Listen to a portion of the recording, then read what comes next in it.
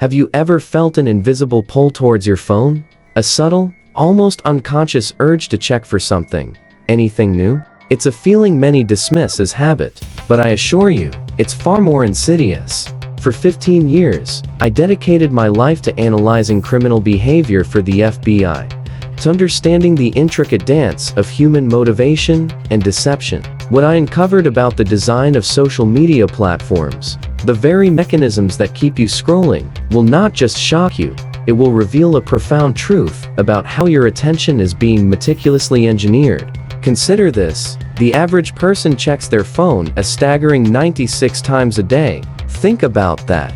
96 times. That's once every 10 minutes you're awake, on average. This isn't accidental, it's by design. These platforms aren't just tools for connection, they are sophisticated psychological operations, crafted with the same principles that casinos use to keep gamblers glued to slot machines. Let me tell you about a case I worked early in my career.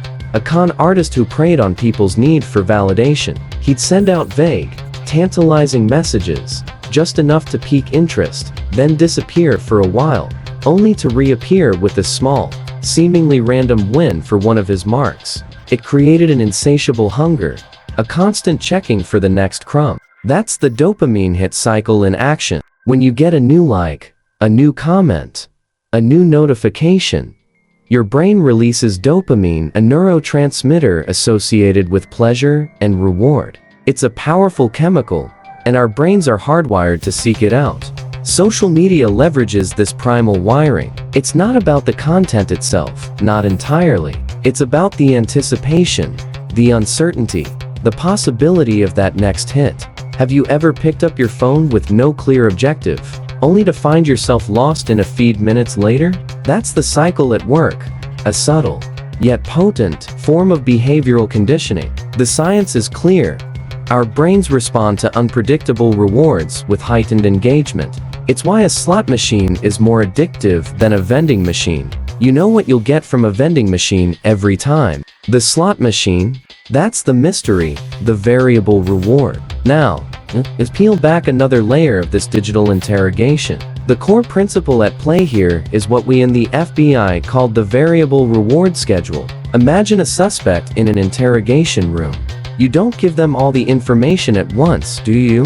You drip feed it. Sometimes a small concession, sometimes a hint, sometimes nothing at all. This unpredictability keeps them engaged, keeps them guessing, keeps them talking. Social media operates on the exact same premise. You post something, a photo, a thought, a video. You don't know when or if you'll get likes, comments, or shares. It could be immediately, an hour later, or never. This inconsistency is precisely what makes it so compelling. Your brain enters a state of heightened anticipation, constantly scanning for that next hit, that next validation. I recall a particularly difficult negotiation with a subject who was holding out for a very specific demand. We couldn't give it to him, but we could give him small, unexpected wins: a phone call with a family member, a specific brand of coffee. These weren't the big prize, but they were enough to keep him at the table, to keep him hopeful. This is how social validation manipulates us. A like on your post isn't just a simple acknowledgement, it triggers ancient survival instincts. For our ancestors, social acceptance meant survival. Being part of the tribe, being liked, ensured access to resources and protection. In the digital age, likes and followers have become proxies for that tribal acceptance. When your post gets a flood of likes, your brain interprets it as social approval, a signal that you are valued, that you belong. This isn't just a feel-good moment. It's a deep, primal affirmation. Have you ever found yourself deleting a post that didn't get enough engagement, feeling a pang of disappointment, or even shame? That's the flip side of this manipulation. The lack of likes can feel like social rejection, triggering feelings of inadequacy or isolation. It's a powerful feedback loop that conditions us to seek more of what brings approval and avoid what doesn't. This constant seeking of external validation can erode your internal sense of self-worth, making you dependent on the fleeting approval of strangers.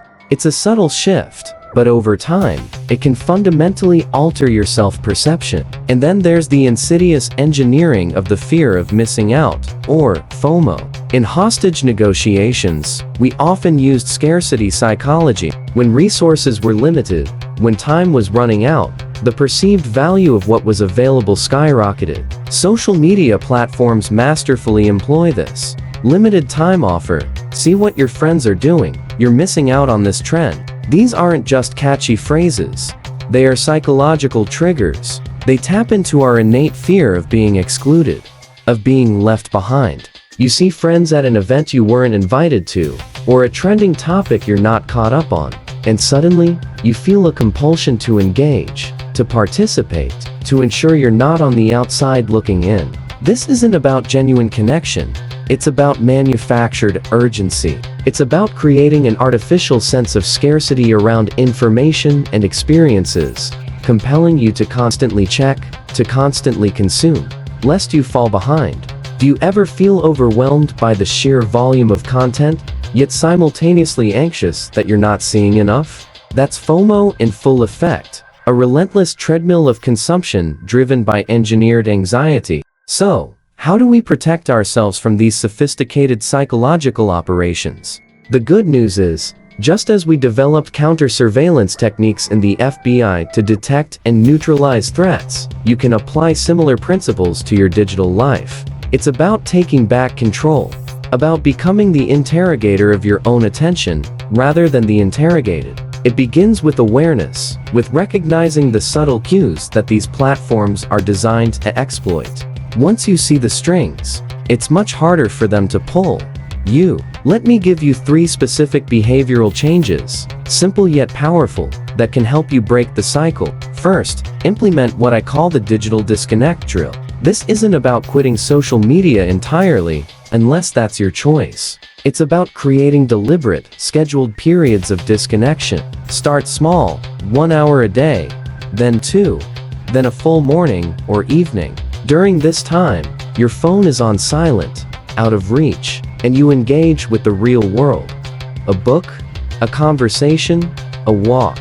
This practice recalibrates your brain's reward system, teaching it to find satisfaction in activities that don't involve a screen. Have you ever noticed how much more vibrant the world seems after a digital detox? That's your brain relearning to appreciate authentic stimuli. Second, practice intentional engagement. Before you open any social media app, ask yourself, what is my specific purpose here? Am I checking a message from a friend?